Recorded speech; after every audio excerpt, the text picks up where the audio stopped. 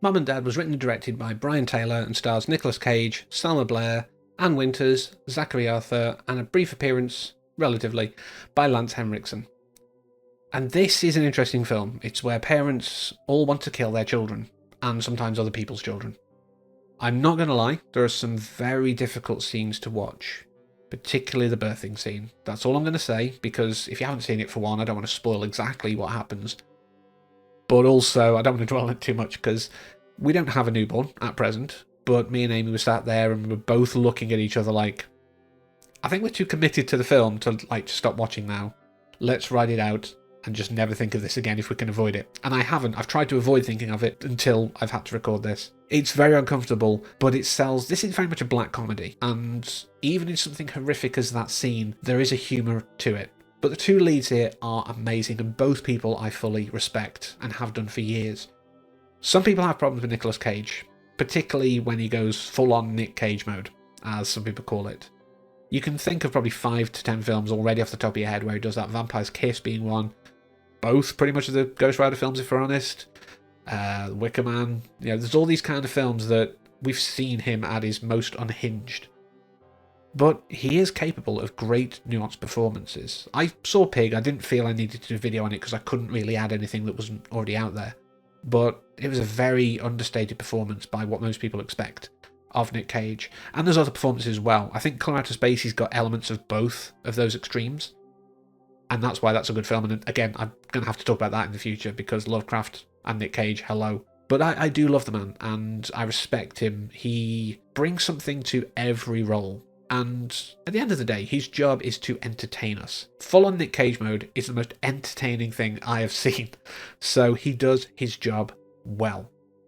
And the other big lead here being Salma Blair, who I've loved for years, particularly the Hellboy films, which again, something I've got to talk about because I love Del Toro, I love the world. But she was great in that and most other things I've seen her in. Another Life, not so great, but that's not her. Her performances in it are fine. But interestingly, it was around the time of this film, I think it was actually the year after, where she actually came forward and said, I have multiple sclerosis, and I struggle with that. And on Another Life, one of the or the people doing sort of the hair and makeup and that kind of stuff and the wardrobe were basically dressing her.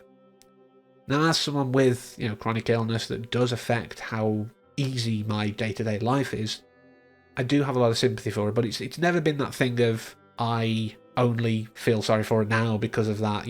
Like I say, I've always respected her, or for a long time at least. As soon as I was pretty much aware of her and saw how good she could be. She's, again, very good at nuanced performances, but here she kind of, I don't know, almost pulls some of the unhinged energy from Cage's performance and rolls with it and uses that in her own. That, again, is a good performer. Anyone who says Nick Cage is terrible, if he's bringing out good performances in the people around him, he's not a terrible actor. Acting is a collaborative effort. But this is such a great dark comedy. The idea that we are predisposed to look after our young. And in a lot of cases, to look after others. It's why, particularly women, we'll hear a baby cry and we'll often get a broody kind of maternal instinct kick in. It's evolutionarily advantageous for us to be like this. So, to flip that on its head and to have these parents just killing their children in very brutal ways a lot of the time. And the kid's just like, I don't know what I've done. Because it's that thing, when you're a kid, you think you know everything and, your parents are just these awful people. And that's what this does. It dials that idea up.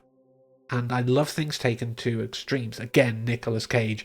I love things taken up to ridiculous levels. And it's a great way of looking at, why is this bad for us? Why does this make us feel uncomfortable, the idea of killing our young? Because it's not what we're wired to do. There's got to be something wrong with it.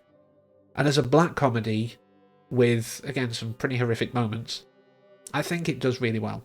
It's not an amazing film, but I'm definitely championing that lately.